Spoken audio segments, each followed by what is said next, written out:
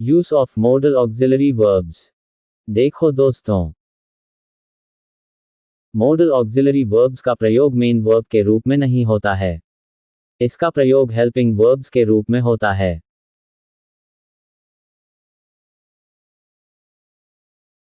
यानी कि मॉडल हमेशा हेल्पिंग वर्ब रूप में यूज होते हैं। Model auxiliary verbs non finite verbs होती है। नॉन फाइनाइट वर्ब्स का मतलब ऐसी क्रियाएं जो काल, टेंस, व्यक्ति, पर्सन या संख्याक नंबर के अनुसार नहीं बदलती हैं। नॉन फाइनाइट वर्ब्स होने के कारण इस पर नंबर या पर्सन का प्रभाव नहीं पड़ता है। ये स्वतंत्र रूप में होती है। हम कह सकते हैं कि मॉडल ऑक्सिलरी वर्ब सब्जेक्ट के अनुसार चेंज नहीं होती है। चलो हम इनके बारे में विस्तार से समझते हैं। कैन, इसका प्रयोग पावर, शक्ति, एबिलिटी, योग्यता, कैपेसिटी, सामर्थ्य, क्षमता के लिए किया जाता है। यहां हम कैन के कुछ एग्जाम्पल देखते हैं और समझते हैं।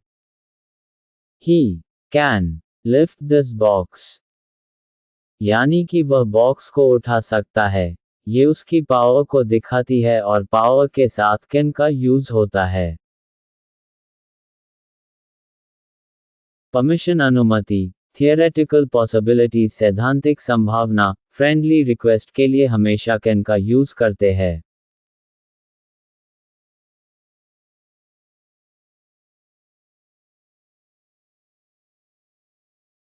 जैसे यू कैन गो नाउ, यहां कैन का यूज परमिशन के लिए किया गया है। Everyone can make a mistake, इस सेंटेंस में थियोरेटिकल पॉसिबिलिटीज के बारे में बताया गया है और इस तरह के वाक्यों में कैन का प्रयोग किया जाता है। कैन वी बी फ्रेंड्स, यहां फ्रेंड रिक्वेस्ट के लिए कैन आया है। कुड, कुड का प्रयोग वाक्य में past ability, past power, past capacity को व्यक्त करने के लिए किया जाता है। कुड का प्रयोग रिमोट पॉसिबिलिटी के लिए भी किया जाता है। कुड भूतकाल की योग्यता, शक्ति, सामर्थ्य को व्यक्त करने के लिए प्रयोग किया जाता है। Example, I could not come yesterday, remote possibility के लिए कुड आता है। कुड पास्ट परफॉर्मेंस के लिए भी यूज किया जाता है। नेगेटिव सेंटेंस में कुड या एबल टू में से किसी एक का ही प्रयोग होता है। एग्जाम्पल,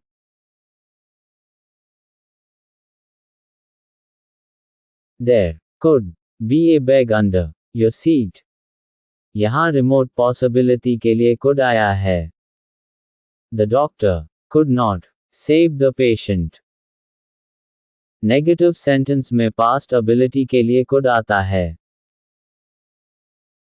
मे का प्रयोग संभावना या अनिश्चितता के भाव को व्यक्त करने, इच्छा को व्यक्त करने के लिए किया जाता है। Example, it may rain today, weather forecast के लिए मे का प्रयोग होता है। ऑप्टेटिव सेंटेंसेस में भी मे का प्रयोग होता है। ऑप्टेटिव सेंटेंसेस को इच्छा सूचक वाक्य कहते हैं।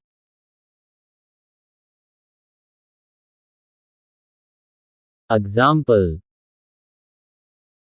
मे यू लिव लॉन्ग, यदि प्रिंसिपल क्लॉज प्रेजेंट टेंस में हो और सबऑर्डिनेट क्लॉज दैट या सो दैट या इन ऑर्डर दैट से प्रारंभ हो और इसमें पर्पस का बोध हो तो सबऑर्डिनेट क्लॉज में मे का प्रयोग होता है। सेंटेंस में एक्शन के साथ सो दैट आए और वो पर्पस को व्यक्त करे तो मे आता है।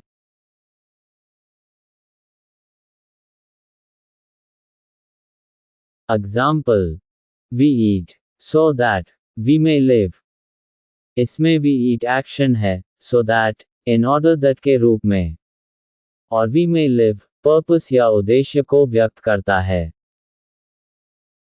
माइट, लेस पॉसिबिलिटी के लिए माइट का प्रयोग किया जाता है।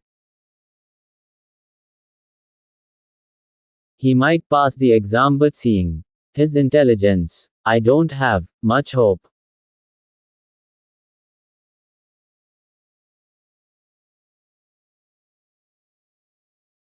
Shall का प्रयोग मुख्य रूप से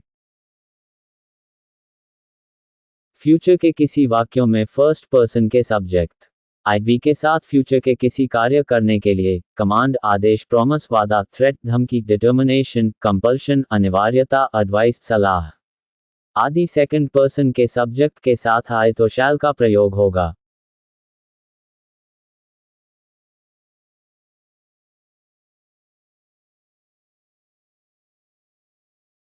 example, I shall go to college tomorrow. Shall I go? You shall leave the room at once. You shall be rewarded.